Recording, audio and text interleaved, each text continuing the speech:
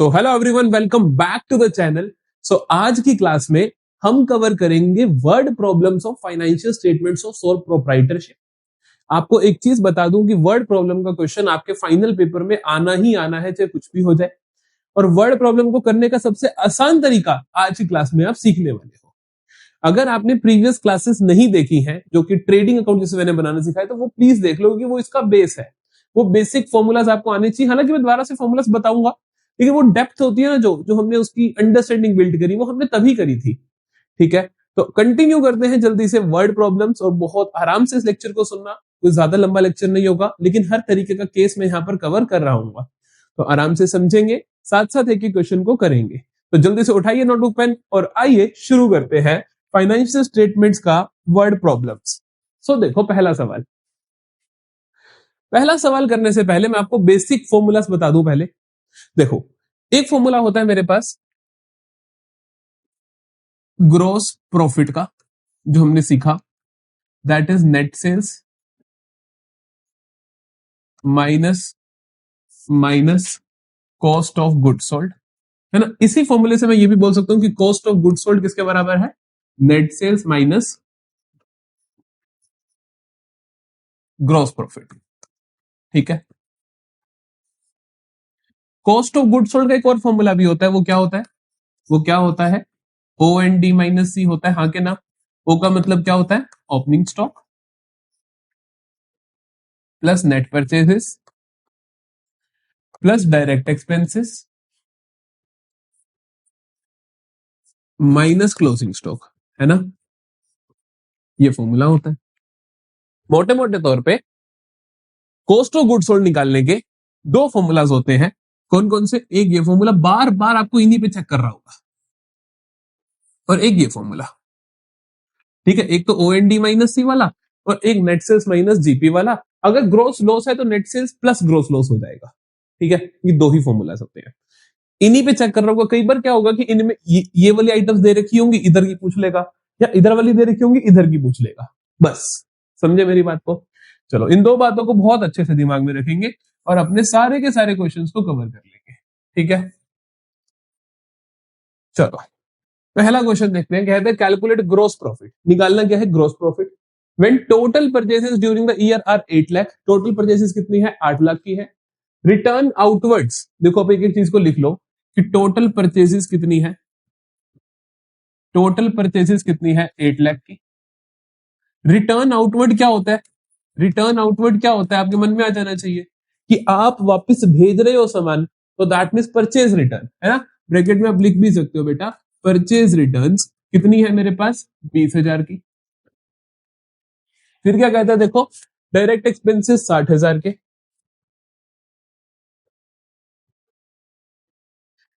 फिर कहता है 2/3 of the goods are sold for ₹6,10,000। कहता है जो भी आपके पास गुड्स है उसके 2/3 6,10,000 के बिक गए। तो पहले आपको निकालना पड़ेगा कि गुड्स आपके पास है कितने के। गुड्स हमारे पास कितने के हैं जो बिके, उसे हम क्या बोलते हैं? Cost of goods sold. यहां से मेरे पास मुझे निकालना क्या है? कॉस्ट ऑफ गुड्स सोल्ड, कि मेरे गुड्स जो बिके हैं उनकी कीमत कितनी है ना। मैं पहले टोटल गुड्स निकालता हूं कि भैया टोटल कितने हैं। ये थोड़ा सा हट के क्वेश्चन है, ध्यान से देखना। मैं कहता हूं कि टोटल कितने गुड्स है मेरे पास। टोटल गुड्स बताओ कितने हैं जो शुरू में थे, that is opening stock plus net purchases. Opening stock है नहीं तो सीधा नेट परचेसेस को जोड़ दो। नेट परचेसेस कैसे निकालोगे? 8 लाख माइनस 20,000 के रिटर्न्स कर दोगे, प्लस डायरेक्ट एक्सपेंसेस कर दोगे जो कि है 60,000 के। तो ये क्या है आपके पास बेटा? टोटल कॉस्ट ऑफ गुड्स, है ना। टोटल कॉस्ट ऑफ गुड्स, कि मेरे पास जो गुड्स टोटल है उनकी कीमत ये है 8 लाख माइनस 20,000, 780 प्लस 60,000, 8,40,000। बहुत ध्यान से समझना, ये क्या है मेरे पास? टोटल कॉस्ट ऑफ गुड्स, है ना। जीपी कैसे निकलता है? उसने पूछा है ग्रोस प्रॉफिट। जो भी पूछा हो उसका फॉर्मूला लिख सकते हो। ग्रोस प्रॉफिट क्या होता है? Net sales minus cost of goods sold. ये तीन ही फॉर्मूला, बस, इसके अलावा कोई नहीं यूज होता। चलो जी, अब मुझे net sales minus cost of goods sold करने हैं, तो उसके लिए कॉस्ट ऑफ गुड्स सोल्ड चाहिए। ये क्या है? Total cost. इनमें से गुड्स बिके कितने हैं? उसने कहा 2/3 ऑफ द गुड्स बिके हैं। उसने कहा 2/3 ऑफ द गुड्स बिके हैं, तो आप कहोगे कॉस्ट ऑफ गुड्स सोल्ड कितनी हुई? सीओजीएस कितना हुआ? 2/3 ऑफ 8,40,000। नहीं समझे मेरी बात? ये क्या आ जाएगा? 3 into 2 6 1 3 into 4 12 20 3 6 8। एक मिनट सही कैंसिल नहीं किया। 3 2 6 2 हाँ 3 into 2 6 2 3 6 जा 24 8 3 जा क्या भाई क्या कैलकुलेशन है ना? तो 2,80,000 इंटू 2 ये आ जाएगा मेरे पास 5,60,000। ये हुआ बेटा मेरा cost of goods sold. Net sales question ने बता ही रखी है 6,10,000 की। तो ग्रोस प्रॉफिट क्या आएगा? ग्रोस प्रॉफिट आएगा 6,10,000 minus cost of goods sold है मेरे पास 5,60,000। तो आंसर आया मेरे पास 50,000। क्लियर है? ये हुआ मेरा एक स्पेशल क्वेश्चन। शुरुआत से हमने एक स्पेशल क्वेश्चन कर लिया। ये आपको एक लॉजिकल क्लैरिटी दे रहा होगा कि ग्रोस प्रॉफिट का मतलब होता है नेट सेल्स में से जो बेचा गया माल है उसकी कीमत, है ना? टोटल की कीमत नहीं भैया, तो टोटल निकला यहाँ पर कि टोटल कितनी कॉस्ट है, उसमें से 2/3 बेचा तो हमने कहा 2/3 की कॉस्ट कितनी होगी, है ना? हमने कहा कि टोटल इतने का सामान था, इसका 2/3 हमने बेचा तो वो हमारा क्या होगा? कोग्स होगा। वो हमने निकाला, फिर हमने उसको लिख दिया। ठीक है, चलो जी दूसरा सवाल करते हैं। Opening stock 15,000, sales 48,000, carriage inward direct expense होता है 3,000, सेल्स रिटर्न 3,000, नेट सेल्स निकालने के काम आएगा। ग्रोस प्रॉफिट भी दे रखा है, परचेसेस भी दे रखा है, परचेसेस रिटर्न भी दे रखा है, बहुत कुछ दे रखा है। निकालना है closing stock, cost of goods sold. मैंने आपको बोला था कॉस्ट ऑफ गुड्स सोल्ड पे इस फंसाएगा क्वेश्चन, लेकिन कॉस्ट ऑफ गुड्स सोल्ड के आपको दो फॉर्मूला पता है, किसी एक से तो आंसर निकल ही जाएगा। ठीक है, फिर दूसरे में पुट करके कोई और चीज निकाल लोगे। जैसे कि इस सवाल में मेरे को क्या क्या दे रखा है लिख लेते हैं। Opening stock 15,000, sales 48,000, carriage inwards direct expense की डिटेल्स दे रखी है 3,000, सेल्स रिटर्न दे रखे हैं मुझे 3,000, और जीपी भी दे रखा है। अरे भैया जीपी भी दे रखा है 18,000, परचेसेस दे रखे हैं 30,000 और परचेज रिटर्न दे रखे हैं, परचेज रिटर्न दे रखे हैं 2700 के। क्लोजिंग स्टॉक निकालना है और कॉस्ट ऑफ गुड्स सोल्ड निकालना है। क्लोजिंग स्टॉक का डायरेक्ट फॉर्मूला आपने कोई नहीं पढ़ा, लेकिन आपने कॉस्ट ऑफ गुड्स सोल्ड के दो फॉर्मूला जरूर पढ़े हैं। कॉस्ट ऑफ गुड्स सोल्ड का एक फॉर्मूला आपने पढ़ा है, कोक्स बराबर होता है नेट सेल्स, जल्दी से बोलो, net sales minus gross profit. दूसरा कॉस्ट ऑफ गुड्स सोल्ड का फॉर्मूला आपने पढ़ा है O N D minus C, है कि नहीं? अब कौन सा फॉर्मूला यूज किया जाए? आप देखोगे जिसमें मेरे को चीजें ज्यादा पता हो। अब इसके अंदर देखो, मेरे को कोक्स भी नहीं पता, क्लोजिंग स्टॉक भी नहीं पता, क्योंकि ये दोनों तो निकालना ही है। अगर एक इक्वेशन से दो चीजें निकालनी तो निकाल ही नहीं सकता, पॉसिबल ही नहीं है। छोड़ो भाई, ऊपर वाले पे आओ। इसमें मुझे क्या पता है? नेट सेल्स पता है, देखो, है ना? सेल्स पता है और सेल्स रिटर्न पता है, इससे नेट सेल्स निकलेंगे। जीपी भी पता है, ग्रोस प्रॉफिट क्वेश्चन ने दे रखा है, तो मतलब यहां से कोक्स आ जाएगा, फिर कोक्स की वैल्यू पुट कर देंगे, फिर क्लोजिंग स्टॉक आ जाएगा। समझ रहे हो? दो ही फॉर्मूलाज है, कोई एक आपको पूरा सामान मिल जाएगा जिससे एक चीज निकलेगी, फिर उसको दूसरे में पुट कर।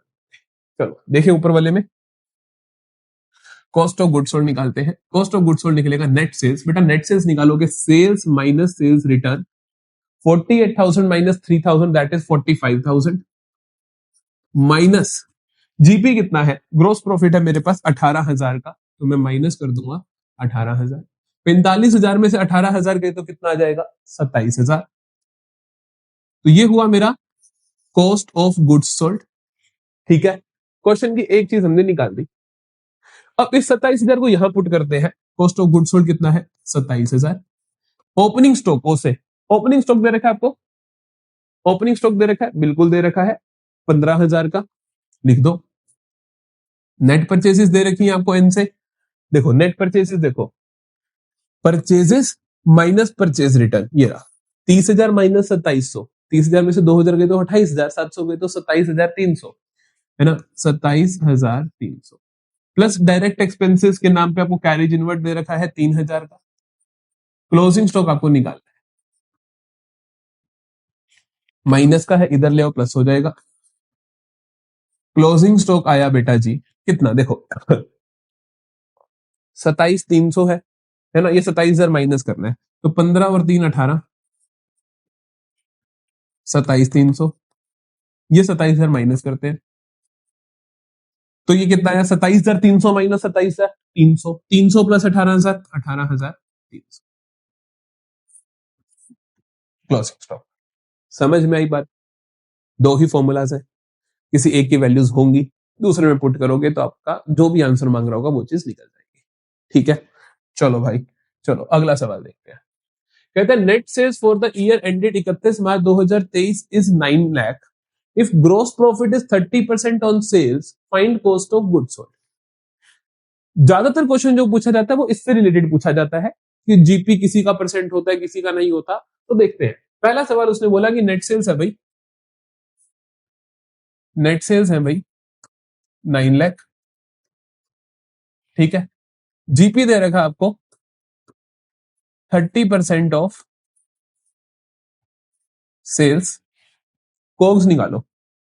एक बात बताओ, कोग्स के दो फॉर्मूला होते हैं, एक होता है ओएनडी माइनस सी। क्या मेरे को उनकी इंफॉर्मेशन दे रखी है?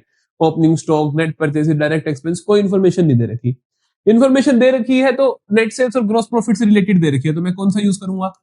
नेट सेल्स माइनस जीपी वाला। नेट सेल्स बताओ मुझे कितनी है? 9 लाख है सर। जीपी कितना है सर? जीपी है 30% ऑफ नेट सेल्स, तो 30/100 ऑफ 9 लाख। ठीक है जी, एक एक एक एक तो कितना आया? 90,000 इंटू 3, 2,70,000। 9 लाख में से 2,70,000 हटा दोगे तो 9 लाख में से 2,70,000 हटाओगे तो 9 लाख में 2 लाख गए, 7 लाख, 7 में 70 गए तो 6,30,000। तो ये कितना आया मेरे पास? 6,30,000 cost of goods sold. Clear है कहानी? ये इसका एक बेसिक लेवल का सवाल था। सपोज सपोज सेम क्वेश्चन में, अब बहुत ध्यान से सुनते चले जाना चीजों को, बहुत ध्यान से सुनते चले जाना चीजों को। मैं आपको ऐसा बोलता हूं, मैं आपको ऐसा बोलता हूं, सारे के सारे केसेस आपने लिखने हैं, आप कभी गलती नहीं करोगे। सेल्स है बेटा मेरे पास 1 लाख की, ठीक है। जीपी है मेरे पास 25% ऑन कॉस्ट। क्या बोला मैंने? जीपी है मेरे पास 25% ऑन कॉस्ट। निकालो कॉक्स। फॉर्मूला कौन सा यूज करोगे? फॉर्मूला आप यूज करोगे cost of goods sold is equal to net sales minus GP. अब आपको क्वेश्चन को करना कैसे, ध्यान रखना। नेट सेल्स तो मुझे पता है कि 1 लाख है, ठीक है। नेट सेल्स तो मुझे पता है 1 लाख है, लेकिन जीपी बेटा 25% ऑफ कॉस्ट है, सेल्स नहीं है। 25% ऑफ कॉस्ट का मतलब होता है 25% of COGS, cost of goods sold, या सिर्फ कॉस्ट लिख दे या cost of revenue from operations लिख दे, तीनों का मतलब ही होता है। कॉस्ट लिख दे, कोग्स लिख दे, कॉस्ट ऑफ आरएफओ लिख दे, तीनों का मतलब सेम होता है। समझे मेरी बात को? तो हमें समझना पड़ेगा कि भैया ये किसका है? कॉस्ट का है। जिस भी चीज का जीपी दे रखा हो, अगर वो चीज नहीं पता, जैसे कि यहां पर तो मेरे को पता था ना कि भैया 30% ऑफ सेल्स दे रखा है और सेल्स मुझे पता थी। अब मेरे को 25% ऑफ कॉस्ट दे रखा है और कॉस्ट मेरे को पता नहीं, तो अब क्या कर लोगे? कॉस्ट को एक्स मान लोगे, है ना। तो मैं क्या कहूंगा? Minus 25% of x. Cost of goods sold को भी मान लो बेटा एक्स, क्योंकि आपने देखो कॉस्ट को अगर एक्स माना, कॉस्ट को अगर एक्स माना तो ऑटोमेटिकली कोग्स क्या हुआ? एक्स हुआ, कि कॉस्ट और कोग्स का मतलब सेम होता है। चलो, तो ये एक्स हुआ, इसको इधर ले आते हैं। X plus 25/100 of X is equal to 1 lakh. समझते हो? एलसीएम लो, 100 आया एलसीएम, ये 100 इधर चला जाएगा तो ये बन जाएगा 100x, ये एज इट इज रह जाएगा क्योंकि नीचे 100 ही है तो 25x ही रह जाएगा, is equal to 1 lakh. 100x plus 25x कितना होगा बेटा? 125x upon 100 is equal to 1 lakh, है ना। इसको 25 पे कैंसिल आउट कर दोगे, 25 इंटू 4, 25 इंटू 5। अब देखो x यही रह गया, 5/4 रेसिप्रोकल होकर उधर चला जाएगा, 1 लाख इंटू 4 अपॉन 5। नहीं समझे? ये 4 ऊपर गया, 5 नीचे आया। 5 इंटू 2 10, तो 20,000 into 4 80,000। This is my x. Clear है कहानी? जल्दी बताइए। सो दिस इज हाउ आप क्वेश्चन को करोगे। ये मेरा आ गया बेटा कॉस्ट ऑफ गुड सोल्ड 80,000। मतलब कि जिस भी चीज का जीपी आपको दे रखा है वो चीज अगर आपको नहीं पता तो आप उसको एक्स मान लोगे और आराम से चीजों को पुट आउट करके आंसर नहीं। ठीक है, चलो और क्वेश्चन देखें। अब इसी तरीके से आपको वो कुछ भी कंफ्यूज कर सकता है। सिमिलर क्वेश्चन है, आपका होमवर्क है ये, आप अपने आप से मुझे बताओगे कि कॉस्ट ऑफ गुड सोल्ड कितना आएगा। ठीक है, सिमिलर क्वेश्चन है बिल्कुल। चलो ये नया क्वेश्चन है, ये देखो आप ध्यान से। मैं एक और क्वेश्चन करवाता हूं इसी का, है ना। अभी अभी कहानी पूरी नहीं, एक और क्वेश्चन करके देखो। ठीक है, ये तो आपका होमवर्क है, मुझे लगा एक और होना चाहिए इसका। देखो मैं आपको बोलता हूं, कॉस्ट ऑफ गुड सोल्ड है मेरे पास 2 लाख का। ठीक है, और ग्रोस प्रॉफिट आपको दे रखा है 20% ऑन सेल्स। ठीक है, ग्रोस प्रॉफिट आपको दे रखा है 20% ऑन सेल्स। निकालना क्या है आपको बेटा, सेल्स निकाल के बतानी है कि सेल्स कितनी है। फिर से देखें, सेल्स निकालनी है ना। फॉर्मूला तो इनके बीच, इन तीनों का रिलेशन तो वही होता है, रिलेशन थोड़ी बदल जाएगा। रिलेशन क्या होता है, COGS is equal to net sales minus GP. Net sales निकालनी है तो क्या, जीपी इधर आ जाएगा, हम कहेंगे कि net sales COGS plus GP is equal to net sales, है ना। यही कहानी हुई, यही तो चाहिए मुझे। नेट सेल्स किसके बराबर है, cost of good sold plus GP की तो बराबर है। तो मैं बोलूंगा कि नेट सेल्स बराबर है किसके, कॉग्स प्लस जीपी। जीपी क्या दे रखा है, 20% ऑन सेल्स। सेल्स की वैल्यू पता नहीं, तो सेल्स को क्या मान लोगे, एक्स मान लोगे। तो आप कहोगे कि let sales is equal to X. क्या कर लोगे, कहोगे let sales is equal to X. तो नेट सेल्स किसके बराबर है, देखो ध्यान से। हमने कहा कि नेट सेल्स तो बराबर होती है जीपी। जीपी क्या है बेटा, 20% ऑफ नेट सेल्स, जिसको मैंने एक्स बोल दिया, plus cost of good sold that is 2 lakh. समझ रहे हो ना मेरी बात को। मैंने कहा जो नहीं पता उसको एक्स मान लो, सेल्स को एक्स माना तो ये भी एक्स हुआ। हम कहेंगे X is equal to 20/100 of X plus 2 lakh. इसको कैंसिल करो, 1/5 आ गया। एक्स माइनस 1/5, एक्स एक्स वाली टर्म्स को एक साइड कर लो, बाकी को अलग छोड़ दो। एक्स वाली टर्म्स को एक साथ कर लिया, एक्स वाली टर्म्स को एक साथ किया तो क्या बना, देखो एलसीएम लोगे 5, तो ये 5 जाएगा 5x माइनस एक्स, है ना, क्योंकि ये तो एलसीएम है 5 में, तो 1x ही आएगा, या 1x भी लिख सकते हो, आपकी इच्छा है। Is equal to 2 lakh. 5x minus 1x 4x, तो ये बना बेटा 4/5x is equal to 2 lakh. x की वैल्यू क्या आएगी, 2 लाख इंटू 5/4। ठीक है, इंटू 5/4, जो कि बन जाएगा 4 इंटू 1, 4 इंटू 5 20, 50। 50,000 इंटू 5 कितना हुआ, 2,50,000। ये हुआ आपका x, और x क्या था आपका, नेट सेल्स था। समझे, तो क्वेश्चन किधर से भी घूम सकता है। हो सकता है आपको नेट सेल्स ना दी गई हो सकता है आपको कॉस्ट ऑफ गुड सोल्ड ना दिया गया हो। जिस भी सेंस में क्वेश्चन आएगा आप कर लोगे। चलो भाई, अब करें अंतिम क्वेश्चन, करें लास्ट क्वेश्चन, करें वर्ड प्रॉब्लम, फिर बहुत अच्छे से डन हो जाए। Calculate value of opening stock and closing stock दोनों की इफ दे, क्या रखा है मुझे, कोक्स दे रखा है। कोक्स कितना दे रखा है, कोक्स दे रखा है 6,75,000। टोटल परचेजेस दे रखी है 5 लाख। डायरेक्ट एक्सपेंसेस दे रखे हैं 1 lakh. Opening stock is 2 times of the closing stock. मतलब इनका आपस में रिलेशन दे रखा है, कहते हैं कि opening stock is 2 times of closing stock, मतलब 2 ऑफ क्लोजिंग स्टॉक, है ना। अब मैं कहूं कि कंसीडर क्लोजिंग स्टॉक अगर x है है ना। अगर क्लोजिंग स्टॉक एक्स है तो आप मेरे को बताओ ओपनिंग स्टॉक कितना होगा, जल्दी बताओ, जल्दी बताओ। 2x होगा, हाँ कि ना। ओपनिंग स्टॉक कितना होगा, double of closing stock, that is 2x होगा। ये बात समझ आती है, चलो वेरी गुड। अब देखो, अब देखो ये हुआ।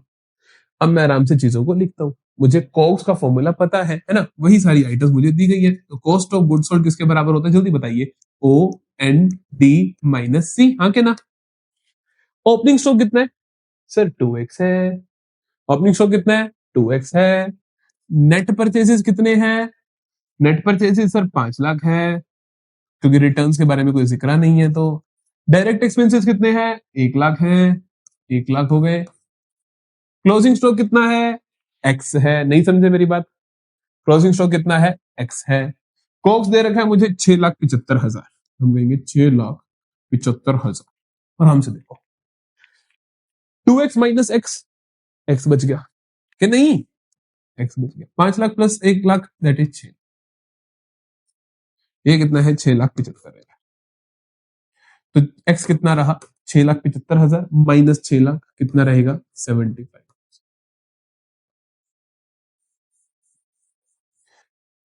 ठीक है, क्या अगर मैंने एक्स को एज इट इज छोड़ दिया भाई, 6,75,000 में से ये 6 लाख इधर ले आया, माइनस कर दिया, आंसर आया 75,000। ओके बेटा, ठीक है जी। क्या मैं एंड कर सकता हूं वर्ड प्रॉब्लम्स को। क्या तुम नीचे कमेंट सेक्शन में लिख सकते हो कि मुझे वर्ड प्रॉब्लम समझ आ गई है। मैं किसी भी तरीके का क्वेश्चन गलत नहीं करने वाला हूं, ठीक है।